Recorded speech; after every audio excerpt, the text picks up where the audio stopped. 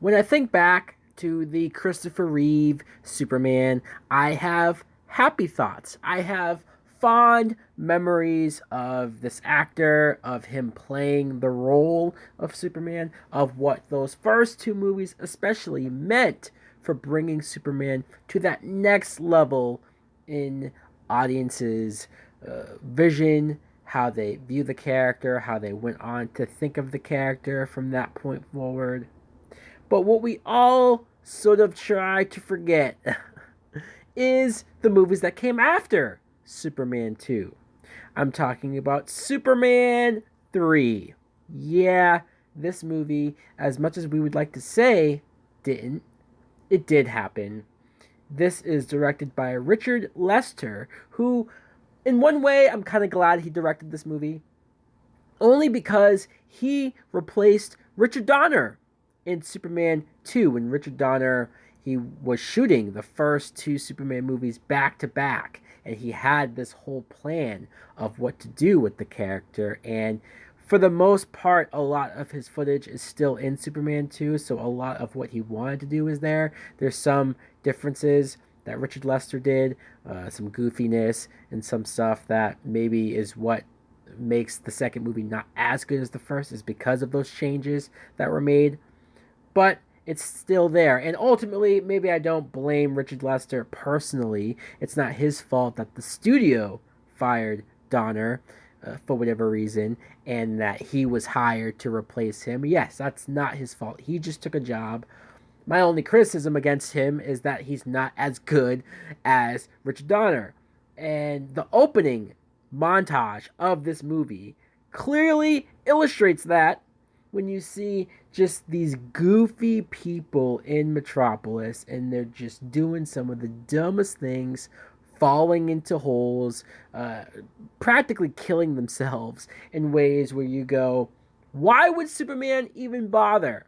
These people can't even tie their shoes or walk down the street or do anything. Start their car without it filling up with water. It's the silliest stuff going on here.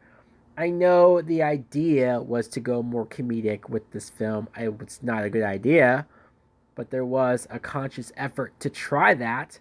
And I know that maybe they just wanted to start the movie off in a silly, wholesome way, but you can't make the people that Superman has to save, will want to save, be this incompetent. It's just, it doesn't make them relatable. It doesn't make me care about anyone that is in danger because it seems like they can't even feed themselves. And then you get so much less of Superman because after this quick montage of him doing this, we cut away to Gus Gorman, who is played by Richard Pryor. And look, I came later with my appreciation of Richard Pryor. I would grow up hearing a lot about him and how great he was, and I might have seen clips and seen stuff here and there, but it wasn't until maybe the last few years where I went back and watched a lot of his movies. And I think Richard Pryor is very funny, very comical. He has great timing. He's a really good actor, a really good comedian, and for the right movies, he works. For a Superman movie, not so much. And once again, this isn't his fault. He was hired to do a job. Do what you usually do in your movies. Do what people like to see you do.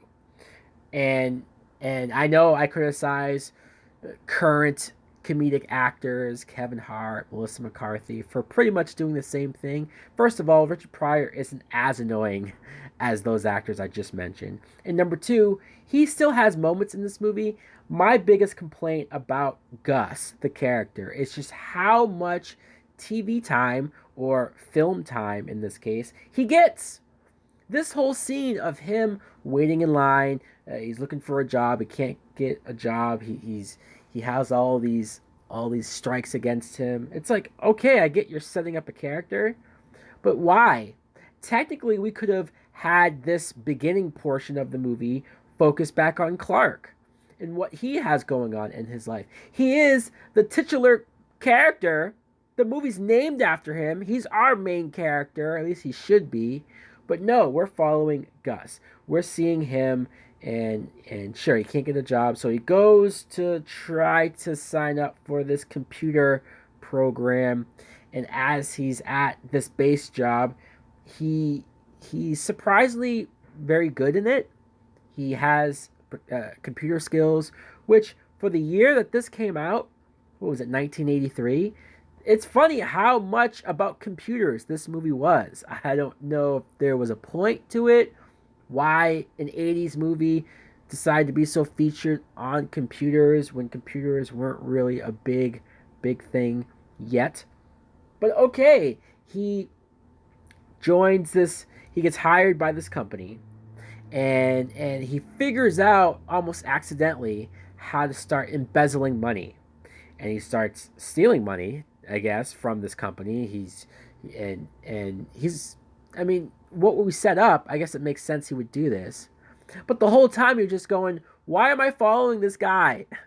This random guy stealing money from the company. And then the CEO finds out about him, discovers what he's doing. The CEO is Ross Webster, played by Robert Vaughn.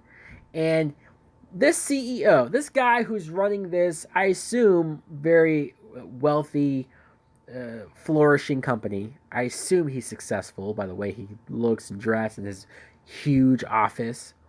He sees Richard Pryor and decides to hire him or blackmail him. He blackmails him because, well, he was already planning on doing some underhanded scheming things anyways, just so happens.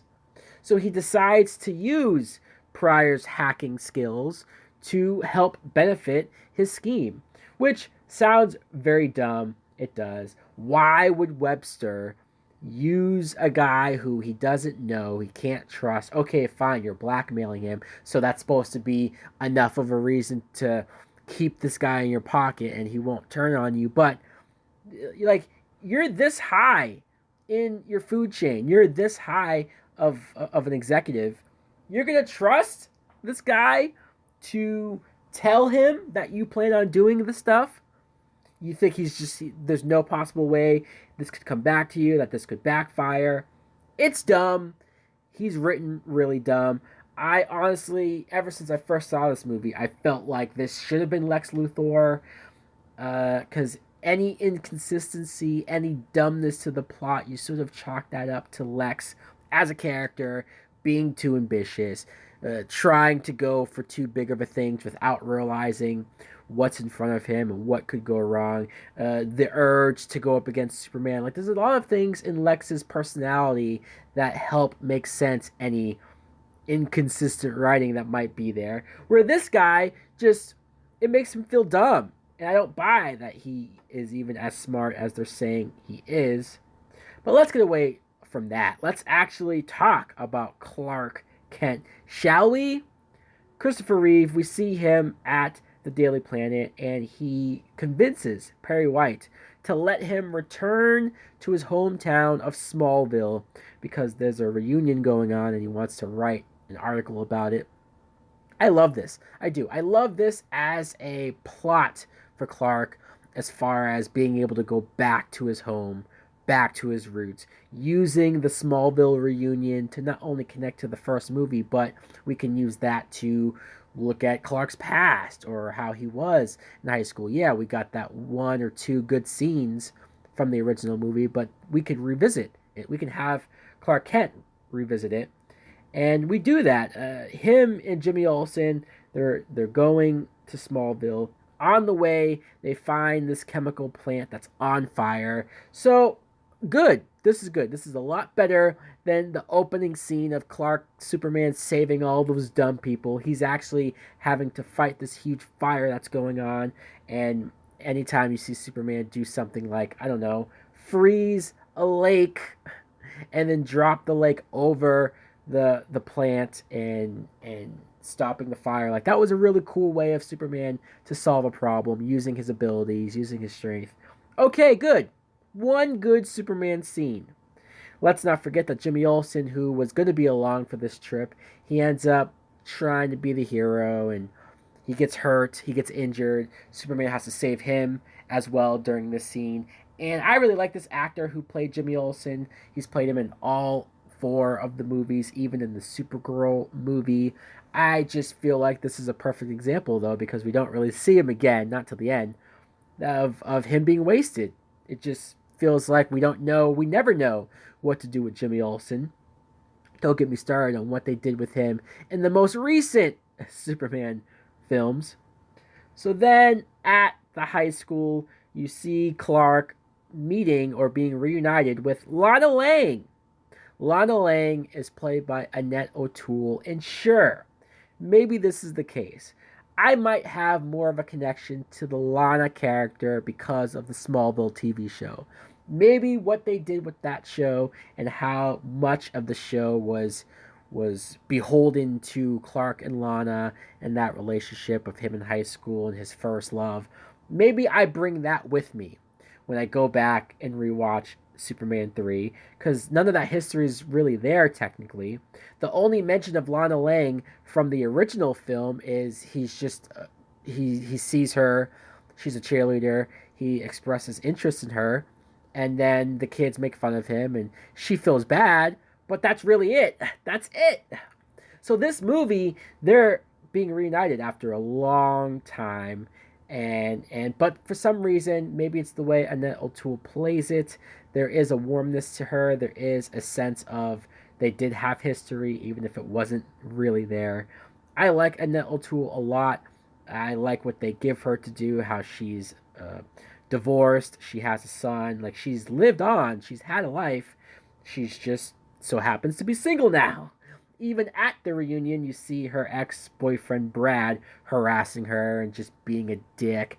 This is good though, because this is the perfect opportunity for Clark to stand up to him, a bully from high school, to stand up for a girl that he likes, to do what he wasn't able to do in that first movie. So clearly, as much as you're going to hear me complain about this film and about stuff that happens, about the villains, about Richard Pryor, clearly the best part of this movie is the Clark Kent stuff, is him going back to Smallville, is the grassroots character stuff that we didn't get enough time with, but I still liked to see it.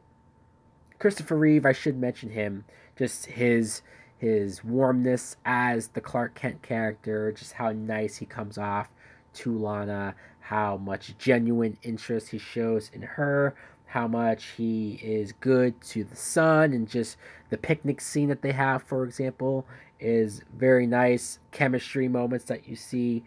I know Lois Lane is supposed to be Clark's true love, and it's very weird that Margot Kidder only had the one scene back at the Daily Planet where she claims that she's going to go away on a trip or for a story or something. I don't know if this is because Margot Kidder couldn't be in the movie for more, or if they didn't want to pay her to be in the movie more. It's one of the two for sure. But it's very awkward that she's such a big part of the first two movies. She had this huge love story with Clark that was taken away from us. So the next movie, you think we're at least going to touch on it, if not go back to it. And no, she's barely in the movie. Luckily, Lana is as likable as I said. You even get a scene of Superman saving Lana's son during a tornado, and they're on the field. But this tornado, I should mention, was caused by Webster. Webster wanted Gus to hack the weather satellite to create this tornado because he wanted to destroy Colombia's coffee crops. He wanted to do this because if their crops got destroyed, then he'd be able to swoop in and buy up everything. Yeah, this is definitely a Lex Luthor plot, just by a lamer, less interesting character. So Gus does it. He's somehow easily able to hack the satellites because he's a genius when it comes to computers. Wow. I wish it was that easy for me to just stumble backwards into a computer processing company. So once Superman stops this, that's when Webster realizes, oh crap, we have to deal with Superman. We have to actually contend with him. Although Lex Luthor would have already planned for this, but fine, Webster, you're not as smart as Lex. So he wants Gus to create kryptonite. Well, how does Webster know about kryptonite, you ask? Well, because he remembers the story, the article that Lois wrote in the first movie, which, as great as that first movie was, as a damn near perfect origin movie for a superhero as that first movie was, that moment when Lois writes his weakness, writes that he can't see through lead and that kryptonite is his weakness. It's kind of one of the dumbest moments of that movie because you've just let anyone who wants to go after Superman, who wants to take a jab, takes a stab at possibly defeating him, now they all know. Good job, Lois. No wonder why you're not here. So Gus is able to locate some fragments, I guess, of kryptonite and use those fragments to recreate it, which this is all convoluted. I know that they're trying to explain it, but it seems way too easy that he's able to recreate alien rocks. Okay, fine, he's able to do it. He creates kryptonite that's not real kryptonite.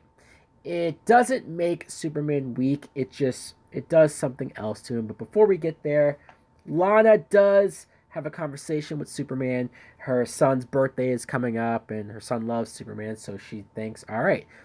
She asked him, can you show up at his birthday? And Superman doesn't really know, but deep down he has feelings for Lana, so he's gonna try to impress her. He says yes. And this is nice. This is nice. Superman might not really want to do stuff like this, but the idea of him showing up at a kid's birthday to make the kid look cool or just to give him a cool birthday is a good idea. But of course, when the town finds out about it, they use it and they turn it into Superman celebrating the city.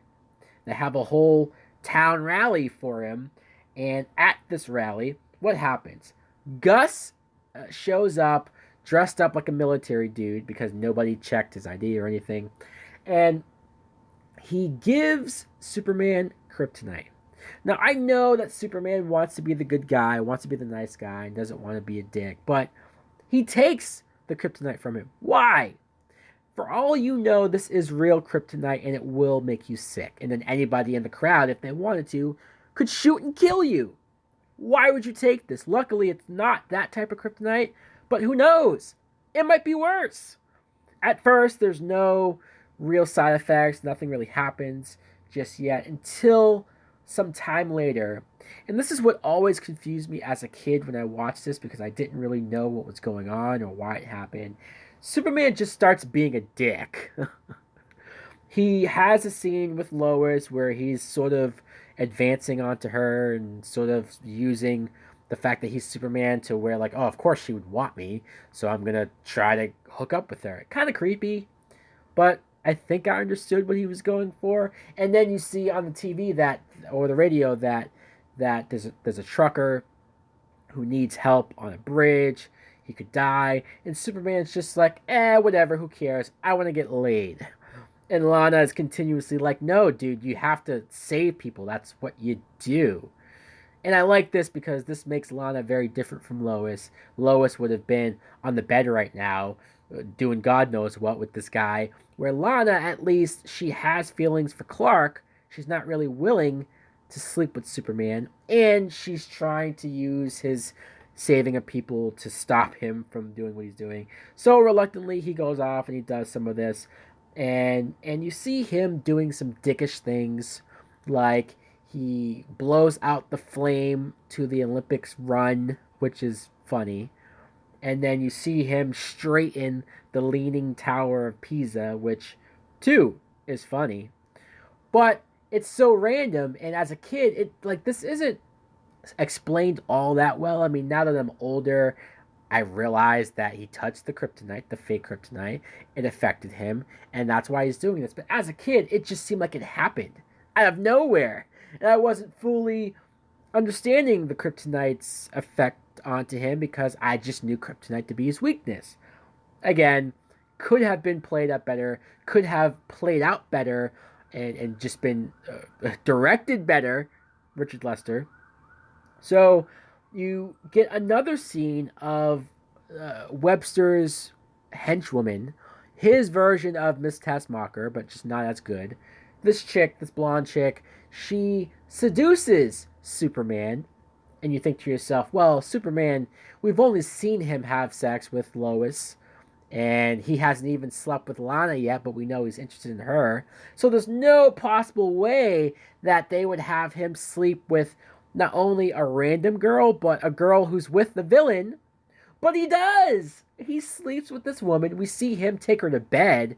Like, they kind of go for it.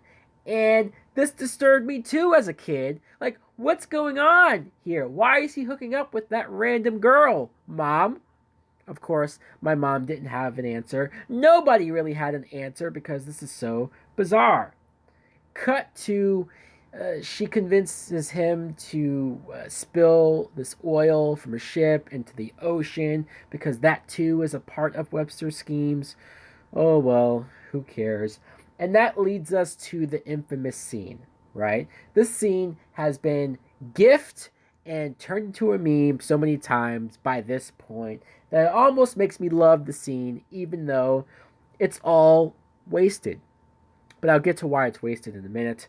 The scene is Superman sitting at a bar and he's drinking alcohol, which again is something interesting to see Superman do. He has a 5 o'clock shadow. It's more interesting because you're finally seeing Christopher Reeve, which I'm pretty sure he was all for this, playing a different version of Superman, or playing Superman with an attitude, with an edge, something that he's probably been itching and dying to do for a while.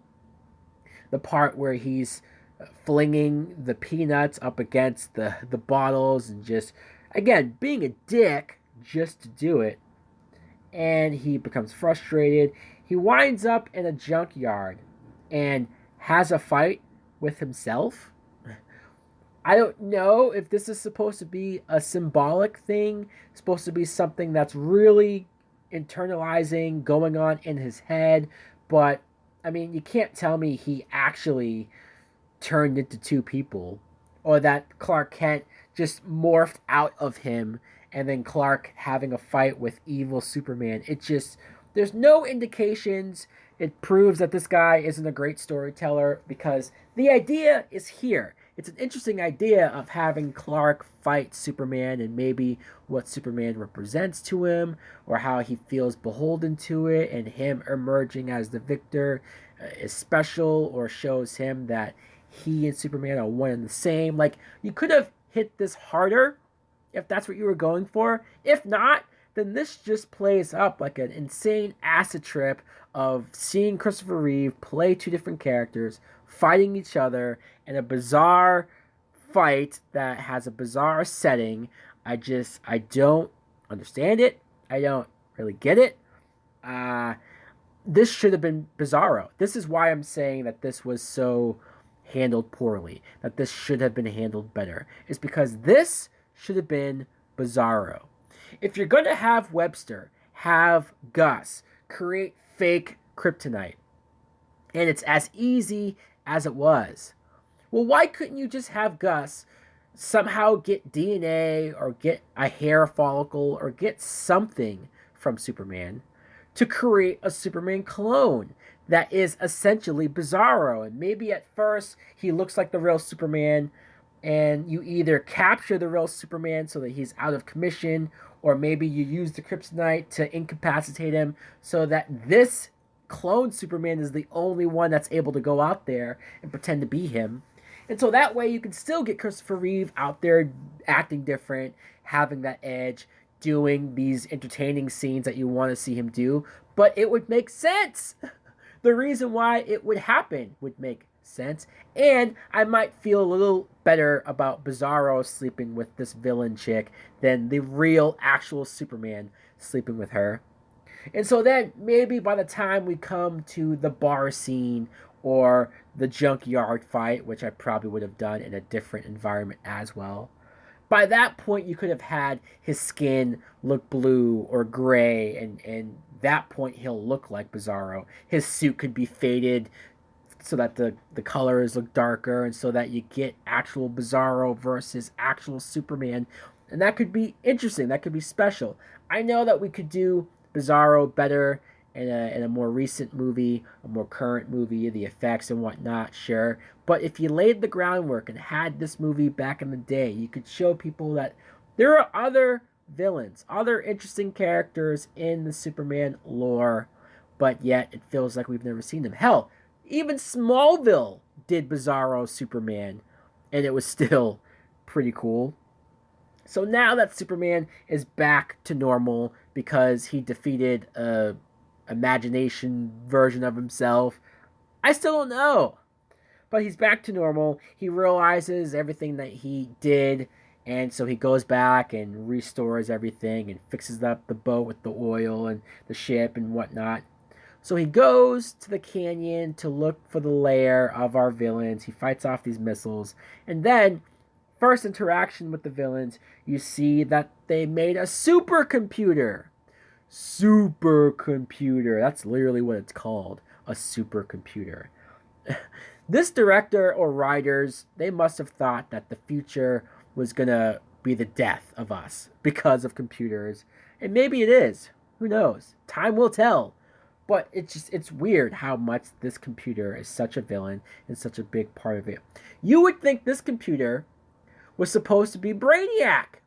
And that's because it was originally supposed to be Brainiac. The original script was going to have Bizarro and Brainiac, but for whatever reason, the producers, or Richard Lester himself, the great filmmaker, Richard Lester, pulled back on this. They thought it was too comic booky, too convoluted, and too confusing for audiences, because I guess we're just dumb, and we can't go along with something if you're good enough to explain it. So no, they wanted to simplify it. They wanted to dumb it down and just make it a generic computer. So this computer sees that Superman is a threat and shoots Kryptonian ray beams at him, and this weakens him, and he's close to dying. Gus, who now feels bad about what he was doing. Look, I know there was scenes earlier of Gus feeling a little bad or having second guesses or feeling like he was being used by Webster. I know that was building up, but it was hard to fully care about and invest in when you have these scenes of Gus falling off of the building and the skates and skiing through the streets, and just more Richard Pryor being goofy, and that defeats any humanity that this character was showing at all. So because he does not want to go down as the man who helped kill Superman, makes me wonder, does he really care about killing Superman, or he just doesn't want to be known as the man who killed Superman? He stops the computer, he stops the Kryptonian ray beams from killing him, Superman goes off, and then Superman comes back and he uses some weird acid stuff to shut the computer down. But before that even happens, holy crap, how can I not mention this? So, Webster, our main villain, he had a sister, Vera, throughout the whole movie, who's just there, kind of like his secretary, but she's his sister, and she's just very mean and aggressive, and she doesn't like really anyone else there. Alright, that's her character. In the moments when her and Webster are trying to run away from the computer grabs Vera and turns her into a robot. Jesus Christ. Speaking of when I was a kid and when I saw this movie, when I first saw the computer grab her and turn her skin into a robot and her eyes go white, this fucked me up. It's still disturbing to watch now. I don't get what they thought this would be, or if they thought it was cool, or maybe they were trying to go for scary. But you have so many goofy comedic moments throughout the film that I don't fully understand the purpose of Cyborg Vera and what she was supposed to do. So like I said, Superman stops the computer with the acid, and it turns Vera back into a human, which I don't know how the hell that's possible. Dude, she's dead. Whatever you want to say, movie, she's dead. And she's a villain, so I don't know if anyone would have really cared all that much if she did die, but okay, they kept her alive. Superman takes Gus to safety, first of all. He takes Webster and everyone to the authorities, like he should. He gives Gus an endorsement as a computer engineer guy to this coal mine. So Superman even helps him save his career, get a new job. Look, I know that Gus saved him. I know that he saved the day. Of course, Richard Pryor saves the day. You have this awkward scene of Superman flying with him, but I don't buy that Superman would be so easily forgiving to a guy that was clearly a criminal. Superman didn't really know the extenuating circumstances of him being blackmailed, him being used. He's just really giving this guy a pass. And I'm not so sure that Richard Pryor, as likable as he is as an actor, I'm not so sure the character shouldn't be locked away as well. There's even a moment where Superman, to prove that he's hip and down with the cool people, he has this handshake with Gus that's so weird and so just what? But they do it. They go for it. The end of the movie, the very end of the movie, I want to mention this. Lana Lang, we see her in Metropolis, and she gets a job at the Daily Planet. I actually love this. Again, anything and everything with Lana here, I think works. I think is fascinating. So the idea of her working at the Daily Planet and being maybe a mainstay character at the planet and going forward. Lois, we see back finally, Margot Kidder's second scene in the movie, and she appears to be jealous. Jealous of not only a new girl in the office, but when Lana shows her a ring, you think, wait, is Lana and Clark dating? Like, seriously dating? Getting serious? How serious is it? And isn't it typical of Lois, who was really more interested in Superman, to see Clark moving on and dating somebody else? That's when she shows interest. Oh, great, Lois. You're such a nice, humble human being. And the end of the movie, the very last shot is Superman going back to fixing the Leaning Tower of Pisa. For some reason, we have this character, this French character who is beside himself over the idea that Superman keeps changing this and messing up his little figure here. So this movie has so many problems, has villain problems, has a fake Lex Luthor problem, has too much Richard Pryor problems, has not enough Margot Kidder problems, has a really good, interesting story with Clark and Lana and the Smallville reunion thing, but not enough of it. The only reason why I ever get interested in watching anything of this movie is those scenes of Clark and Smallville with Lana and the dynamic going on there. This movie, though, is very disappointing, is a huge misstep, a huge letdown of Superman 2. It's sad. But just wait, because it gets even worse. But we'll get to there the next time. So guys, let me know in the comments below, what do you think of Superman 3? Do you hate it? Do you agree that it sucks? Or are you a defender? And please, if you are, tell me why. Tell me what you like other than the Smallville stuff, Lana and whatnot. Tell me what you like about this movie. Thanks for watching. Like, comment, subscribe. Later!